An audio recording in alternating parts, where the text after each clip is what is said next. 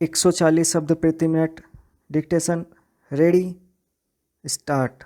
महोदय, भारतीय समाज बहुभाषी समाज है और हमारे इस समाज में बहुसंख्यक भाषाई वर्ग के अल्पसंख्यक भाषाई वर्ग से मधुर संबंध है।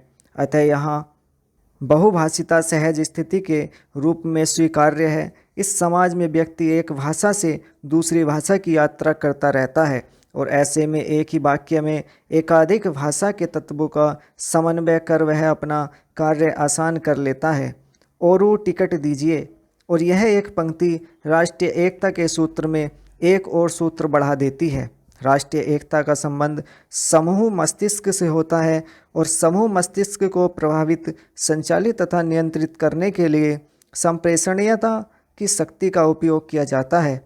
विचार, भावना एवं व्यवहार को उद्देश्य के अनुकूल जगाने एवं मोड़ने में विशेष प्रभाव उत्पादक शब्दों का उपयोग किया जाता है।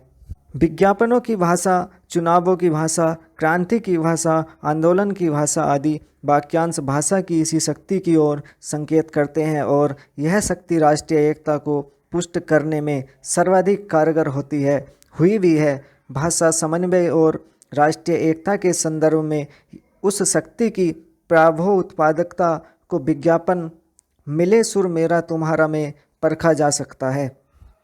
समन्वय, राष्ट्र एकता, इन शब्दों का शब्दकोश में जो अर्थ दिया गया है वह है समन्वय। विरोध का अभाव, राष्ट्र, वह लोक समुदाय जो एक ही राज्य या शान में रहता हुआ एकताबद्ध हो, एकता, अभिन्नता। भाषाई समन्वय से तात्पर्य यह है कि विभिन्न भाषाओं के अस्तित्व को स्वीकारते हुए उनकी गरिमा के अनुरूप उनमें दूसरी भाषा के प्रति विरोध का भाव न आने देना। इसी प्रकार राष्ट्रीय एकता का सहज अर्थ लगाया जा सकता है वैसी एकता जिसे राष्ट्रीय समुदाय एक दूसरे के प्रति अभिन्न होने के भाव से संचालित करे। एकता में राष्ट्रीय विश्लेषण लगाना इसे राष्ट्र के अस्तित्व और प्रतिष्ठा से जोड़ देता है और राष्ट्रीय एकता के लिए भाषा की भूमिका अहम हो जाती है और भाषाई समन्वय का महत्व उठ खड़ा होता है। चेंज। आज भारत पर एक साथ एक ही समय अलग अलग क्षेत्रों में अनेक आक्रमण किए जा रहे हैं। ये आक्रमण आबादी के भी हैं और आर्थिक भी, सांस्कृतिक भी हैं, धार्मिक भी, शिक्षा साहित्य पर भी हैं और रहन सहन तथा मनोरंजन आदि पर भी। इन आक्रमणों में कुछ परोक्ष हैं, कुछ प्रत्यक्ष।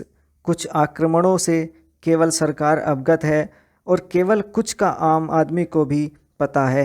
आम आदमी जिन आक्रमणों को जानता या नहीं जानता है, जिनसे वह परिचित या अपरिचित है, वे हैं संस्कृति, साहित्य, रहन सहन और मनोरंजन के माध्यम से भारतवासियों के मन को गुलाम बनाने के लिए किए जा रहे आक्रमण। ऐसे में भाषाई समन्वय का संबंध राष्ट्रीय एकता से और गहरा हो गया है। उपग्रहों के माध्यम से आसमान से उतरती पश्चिमी देशों की उड़न परियां जो सांस्कृतिक हमले कर रही हैं, भाषाई समन्वय के अभाव में उनकी गिरफ्त और भी मजबूत हो जाएगी। चेंज। महोदय, मद्रास में दूरदर्शन भाषाई समन्वय को महत्व नहीं देगा तो अन्य भाषी भी टीवी देखने के प्रति ललक पड़ेंगे। दिल्ली में भाषाई समन्वय को नहीं महत्व दिया जाएगा तो वहाँ के हिंदीतर भाषी स्टार टीवी के प्रति ललकेंगे। कश्मीर के लोगों को भाषाई समन्वय के कार्यक्रम नहीं मिलेंगे तो वे पाकिस्तानी दूरदर्शन देखेंगे, फिर वे अपनी संस्कृति से कटने लगेंगे। देश के अपने ही एक हिस्से के प्रति, अपने ही अन्य बंधु के प्रति उनमें संवेदन शून्यता भरने लगेगी और फिर लातूर जैसी घटना पर भी वे भाव शून्यता के शिकार होंगे और यह स्थिति राष्ट्रीय विखंडन की जमीन तो तैयार कर सकती है। भाषाई समन्वय के अभाव में पाकिस्तान की राष्ट्रीय एकता को खतरा पहुंचा और बांग्लादेश बना।